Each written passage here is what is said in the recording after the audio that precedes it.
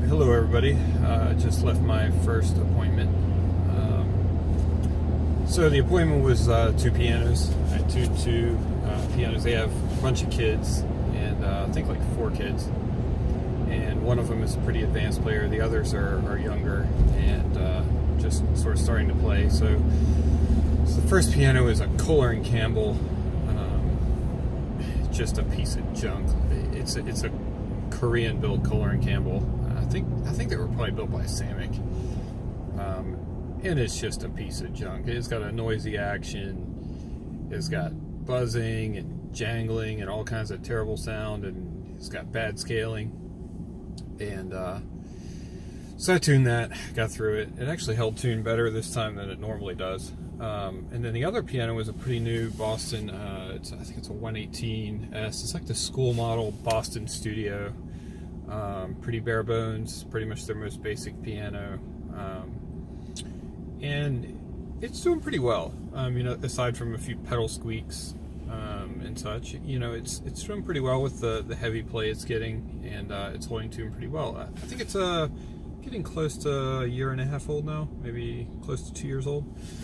But the interesting thing, the really interesting thing about this customer is that before they got the Boston, they just had the Kohler and Campbell, and the Kohler and Campbell used to live where the Boston lives now, in their sort of front dining room. And the position of the piano isn't really great. There's a window on one side, and then on the other side of the piano is the air conditioning return. So at least the air conditioning return isn't directly behind the piano, because I'm telling you, you'll never keep a piano in tune if you put it in front of an air conditioning return. The only thing that's worse probably is putting it over the top of an air vent. So in any case, that piano, that Kohler and Campbell, never held tune, and it would go out of tune to the point where you were lucky to even get a decent tuning on it every time.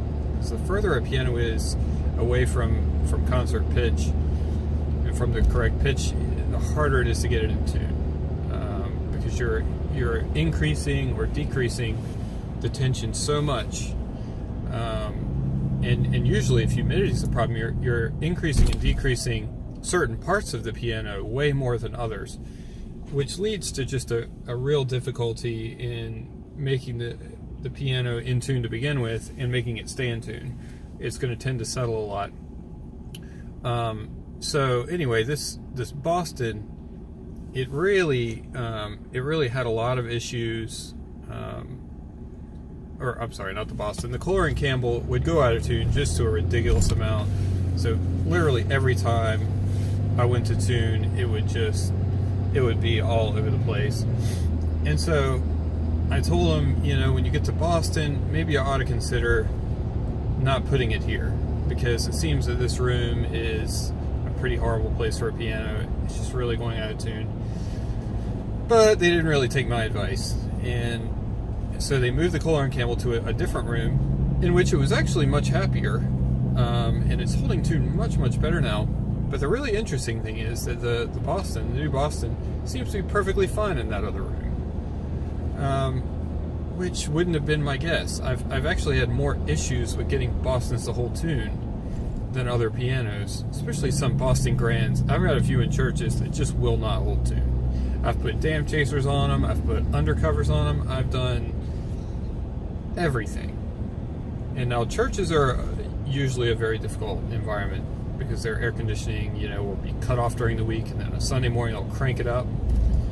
And so that differential in the humidity and the temperature is really a pretty impossible situation. But nonetheless, it seems that Bostons, for whatever reason, are just worse in general than other pianos. So I was really dubious about this Boston going into this room where the other piano had had trouble, but maybe it's just a credit to this individual piano, but it's held tune well. And it's kind of a little bit of a study on whether it's the environment that makes the biggest difference or the piano itself. Do some pianos hold tune better than others? I would definitely say that some pianos do hold tune better than others. You know, when I worked in my dad's store, we would have certain pianos that just hold tune like crazy, even when the humidity would change, and then other pianos. And I mean, even within the same brand, it's not that I could say, well, Steinways don't hold tune and Busendorfers do, or anything like that. I mean, sometimes you'll get one Yamaha that holds tune great, and another one that, you know, it's not so great. And so it's kind of luck of the draw, to be honest.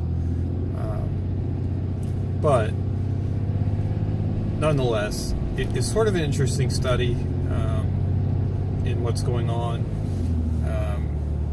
with humidity versus the piano, and you know, different environments, and you know, where you put pianos and how it can make a difference. So in a house, some places where you don't want to put a piano, you really don't want to put a piano in front of a window, and there's a lot of reasons for that. It's not just because of the draftiness of the window, because a lot of new houses, the new windows are pretty efficient.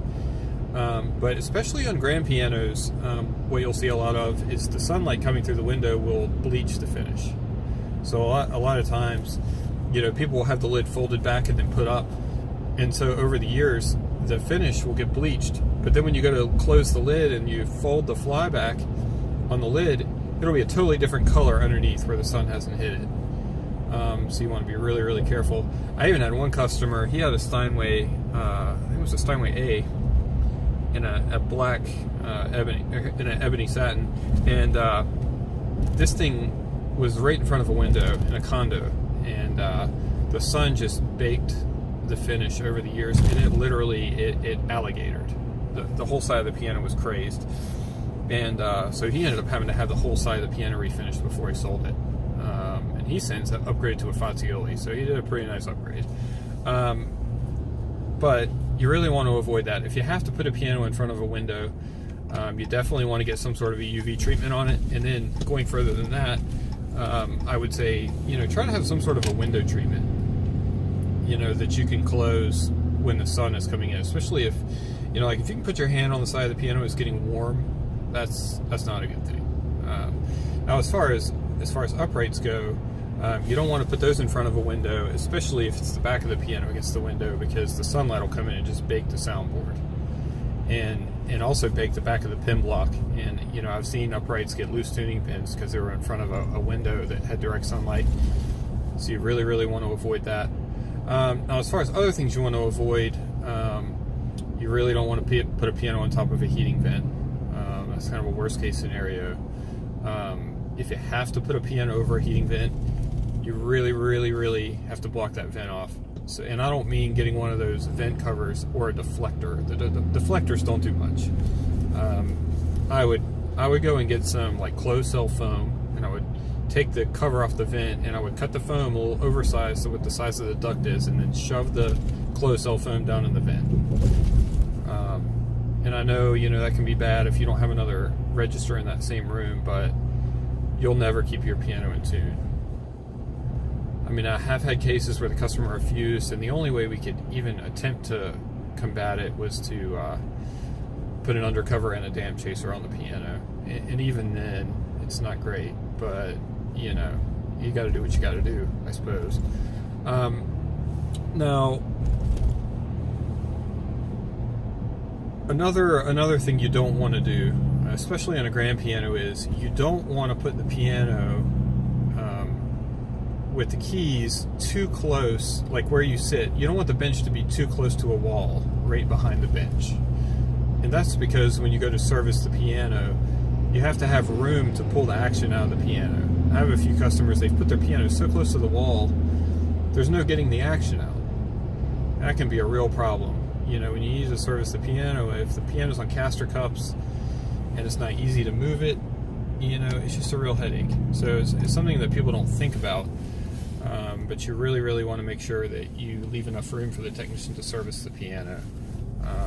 The other thing is too, if you can avoid putting your upright piano so that it's in a corner, so the right hand side of the piano is all the way up in a corner, your technician will thank you, because when they tune the piano, tuning the upper treble when the piano is right up against the wall is a real headache.